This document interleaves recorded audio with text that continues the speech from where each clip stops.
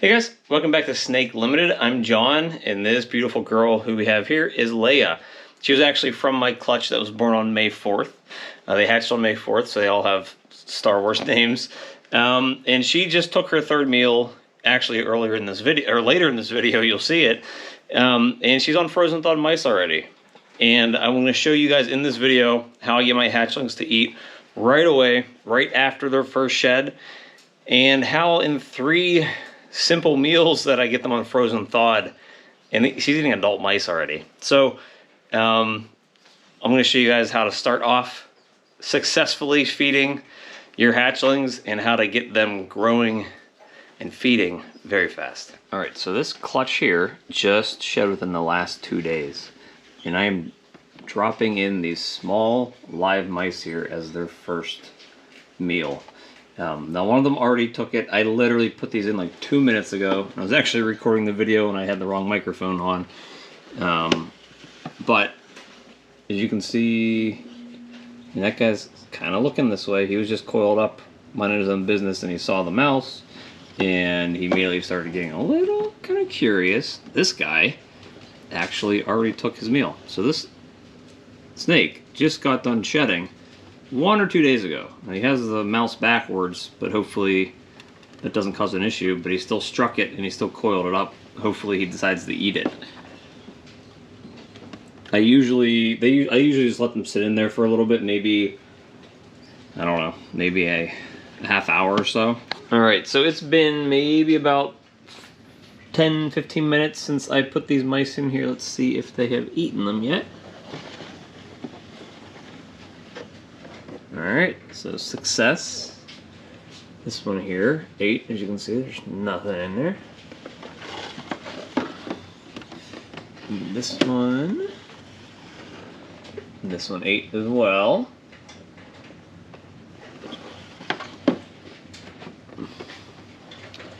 And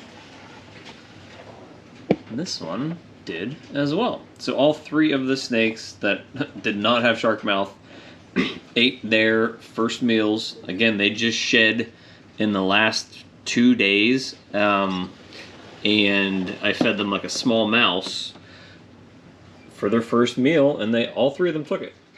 Alright, now these are the third meals for these hatchlings. The first 2 meals were the live mice, and now I'm going to try to switch them over to frozen thawed mice. This doesn't always take by the 3rd meal, but usually after a few meals it does work. So we have our our bucket of frozen thawed here.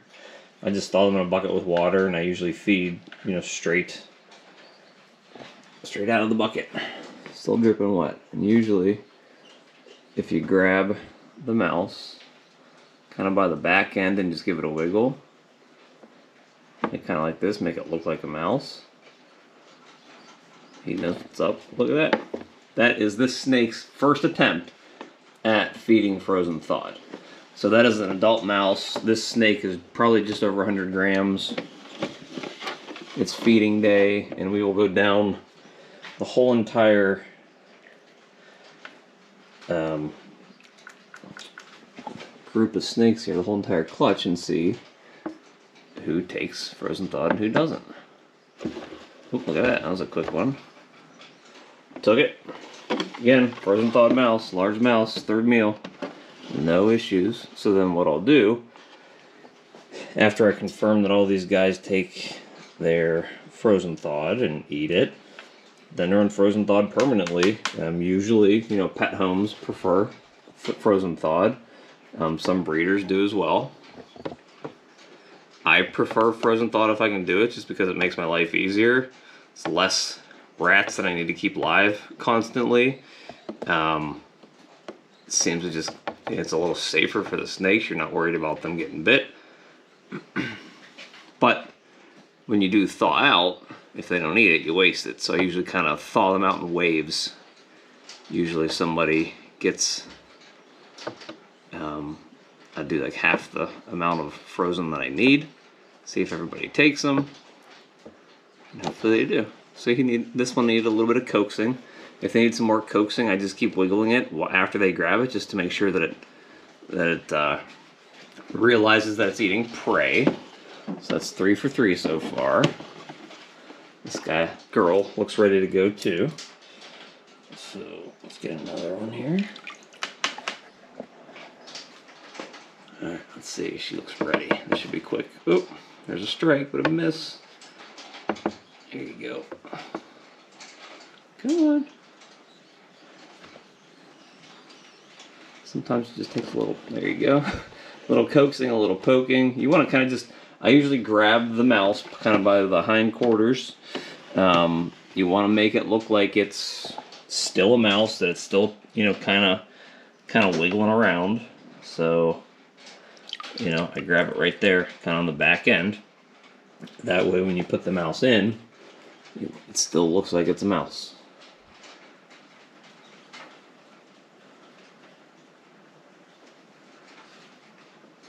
This one's getting lots of cocoa on it, which I don't want, but actually, see it? It's the only downside of using this cocoa is they get, sometimes the mouse gets covered. So I'm going to dip it back in there and try to rinse some of that off. Prefer not to get the least amount of cocoa possible inside the mouth, the snake's mouth. Alright, come on. If you're interested, I can see. You can see they're sort of agitated, kind of huffing and puffing a little bit. Sometimes you get it real close. Even touching the mouth of the snake, and there you go. So now we are 5 for 5. And as you can see, all these snakes are kind of sitting here. They all kind of look like they're ready to go.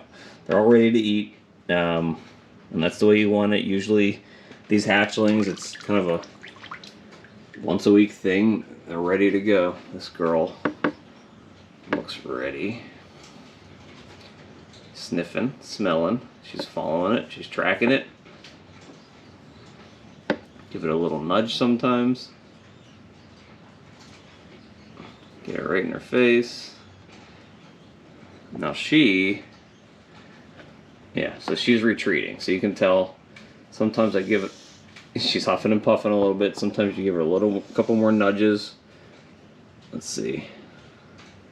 And she's not going to take it. So what I'll do is I'll just give her a live one and try again next week. Don't want it to be too difficult. And I just take it here, try the next one. Let's see. She's immediately covering her head up, but that doesn't mean she's not interested. She just started smelling it. Let's see.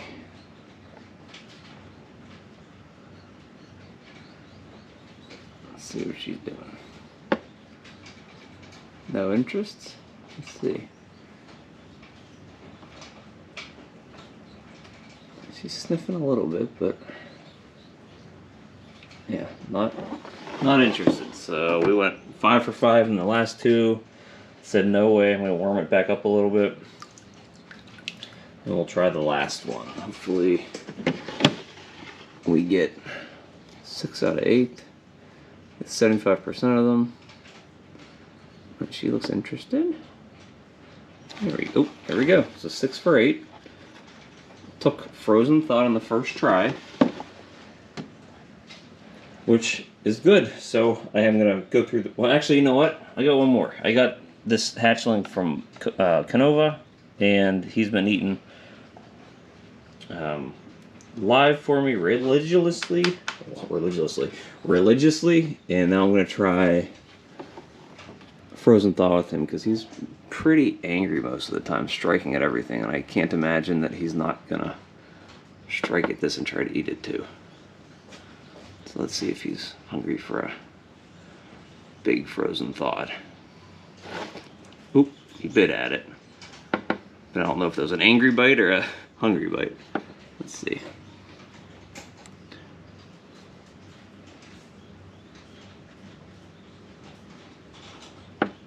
Ooh, come on, buddy. Come on. Come on, angry boy. Nope, nothing. Okay, so he'll be alive too. So we got 1, 2, 3, 4, 5. These two did not want it. 6 ate it. And he's a little older, so I'm not really going to include him. So 6 out of 8 of these hatchlings took frozen thawed on the first attempt, which would be their third meal. 2 of them didn't, and I'll just try those 2 the next time, and then I'm going to feed them live right now. And it's really that simple to get your hatchlings started off on the right foot. So step 1 is after the snakes take their first shed, I feed them a small mouse. It doesn't need to be a tiny little hopper that just got all of its fur and is barely moving around. You can feed them a small mouse. After for the third meal, I then introduce large mice that are frozen thawed. As you can see with the snakes that I showed you, I think, 6 out of 8 of them took large frozen thawed mice on the first attempt, which would have been their third meal. And then at that point, I just gradually scale them up. After you're done feeding mice, I usually then transition them to frozen thawed rats, because obviously, by the time they hit their third meal, they're already at the biggest size mouse they can eat. So you need to transition them to rats. I have never had an issue at that point transitioning those snakes over to frozen thawed rats. So it's a very simple process. I've been doing this for 3 years now. It works. It does not fail me. I don't have any picky eaters. You get those snakes started immediately on food. You're not running into those roadblocks where you have a snake that's, 1 month, 2 months, 3 months old, and it's not feeding, and then you're trying to worry about, should I assist feed it? Do I need to force feed it? I do not have to do that with any of the snakes. They start feeding right away. There's none of the anxiety or drama that comes along with it. I don't have to worry about them eating. I don't have to worry about them being too small. If they're snakes that I'm trying to sell, I can list them on Morph Market quicker. If they're snakes that I'm keeping and holding back, then the quicker they get on food, the quicker they get to breeding size, really. So start them off with live small mice. After their second meal, so that would be their third meal, try to start feeding frozen thawed large adult mice, assuming that the size of your snake is a decent size. Usually at that point, my snakes are around 100 grams or so. If they're around 100 grams, they can take down a large mouse without an issue. Obviously, if you have a 40-gram hatchling that comes out of an egg, you're not going to be feeding a large mice after a third meal. But you should still be able to transition your hatchlings to frozen thawed at that point, I would think. I honestly haven't had a snake hatch that small in quite a long time, so I haven't had to worry about trying to feed a snake that small. But for the average snake that comes out of the average egg, 2 live meals, small mice, the first 2 meals. Third meal, start trying to feed frozen thawed. The majority of them will start taking frozen thawed at that point. But I think the whole purpose of this video is to really talk about how to get your hatchling eating right away, not necessarily whether or not it's important to get them on frozen thawed. So if you want to get them eating right away, start with a rodent, and you could probably even start with ASFs around the same size as those mice. I haven't done that yet because I haven't been producing enough ASFs to do that, but hopefully I will be by the end of summer. You need to put a prey item in there that is moving a lot. That's why, for me, I had terrible luck with pinky rats or rat crawlers, because they just don't move. Sometimes they just end up sitting there and not moving, and that smell isn't enough for that snake to have that prey drive kick in. When you put a mouse in there that's small, that is fully furred, is able to run, jump, whatever, that's when the snake sees it and it clicks. I need to eat now, and that's what I want to eat. And that's how I do it. It's that simple. Don't overthink it. Don't make it harder than it needs to be. Again, I have never had an issue switching a snake from mice over to rats, doing it this way, because after the third meal, they're usually on frozen thawed at that point. And I haven't really seen an issue with snakes that prefer frozen thawed. I don't think they care what they eat. It's usually, I have an issue with snakes that are being fed live mice when they're older that will not take rats, because there is a distinct, there's a size difference, obviously, there's a smell difference. I think when they're frozen thawed, I personally have not had any issues switching between mice and rats when they're eating frozen thawed. So good luck to you guys. If you have any questions, let me know. But this is very simple. Don't overcomplicate it. Start them off with rodents that are fully furred, that are running around. A small mouse is perfect for most hatchlings, and you'll have your hatchlings eating immediately upon them taking their first shed, coming out of that egg, and then you're off to the races. So if you have any questions, please comment down below. I'll be glad to answer them. But this is pretty straightforward, so I hope that it's very easy for you guys to kind of take these hints, these tips, and kind of put them into your breeding and all your hatchlings that you guys have coming to you this year. So thank you very much, and good luck to you.